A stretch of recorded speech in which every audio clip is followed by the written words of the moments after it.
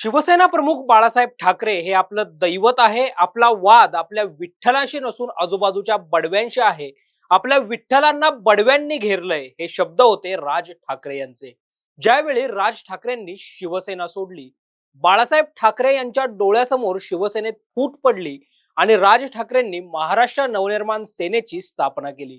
9 मार्च 2006 साली स्थापन झालेल्या महाराष्ट्र नवनिर्माण सेनेचा आज 19वा वर्धापन दिन. या 19 वर्षांनी महाराष्ट्र नवनिर्माण सेनेनं काय गमावलं आणि काय कमावलं याचा धांडोळा घेणारा टॉप न्यूज मराठीचा हा स्पेशल रिपोर्ट. मराठी अस्मितेचा मुद्दा हाती घेऊन स्थापन झालेला महाराष्ट्र नवनिर्माण सेनेनं मराठीच्या मुद्द्यावर अनेक आंदोलनं केली. त्यामुळे आजही जेव्हा मराठी अस्मितेचा मुद्दा निघतो त्यावेळी महाराष्ट्राला राज ठाकरे यांचं नाव आठवतं. यामागचं कारण म्हणजे मनसेनं मराठी अस्मितेसाठी केलेली आंदोलनं. 2008 आणि 2009 या वर्षांमध्ये राज ठाकरे यांचा मोठ्या प्रमाणावर वरचष्मा राहिला. 2008 ला रेल्वेमध्ये मराठी मुलांना संधी मिळत नाही म्हणून बिहारी परीक्षार्थींना मारहाण करणं असो की परप्रांतीयांच्या विरोधात आंदोलन असो, हिंदी भाषेच्या सक्तीला केलेला विरोध असो की उत्तर भारतातील राज्यांमधून नागरिकांच्या लोंढ्यांना केलेला विरोध असो, मशिदीवरील भोंग्यांना केलेला विरोध, या प्रत्येक आंदोलनात लाखो मनसैनिक राज ठाकरेंच्या पाठीशी उभे होते.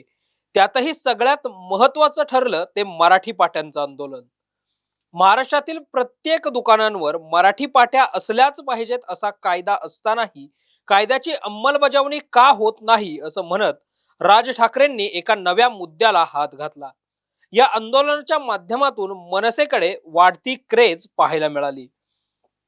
त्यानंतर 2009 मध्ये महाराष्ट्र नवनिर्माण सेनेच्या स्थापनेनंतर झालेल्या पहिल्याच सार्वत्रिक विधानसभा निवडणुकीत मनसेचे तब्बल 13 आमदार निवडून आले.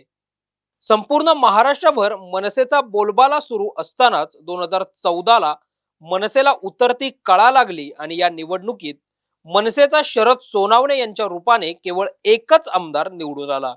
पुढे 2019 मध्ये झालेल्या विधानसभा निवडणुकीत देखील राजू पाटलांच्या रूपाने एकच आमदार निवडून आणण्यात मनसेला यश आलं.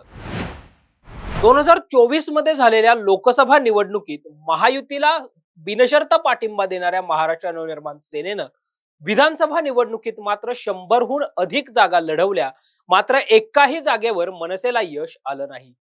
त्यामुळं आता आगामी काळात मनसेची वाटचाल नेमकी कशी असणार, आजच्या वर्धापन दिनाच्या भाषणातून राज ठाकरे मनसैनिकांना नेमके काय सुतोवाच करणार हे पाहणं महत्वाचं असणार आहे. अशाच ताज्या आणि महत्वपूर्ण बातम्यांसाठी पाहत रहा टॉप न्यूज मराठी. आपला महाराष्ट्र, आपली बातमी.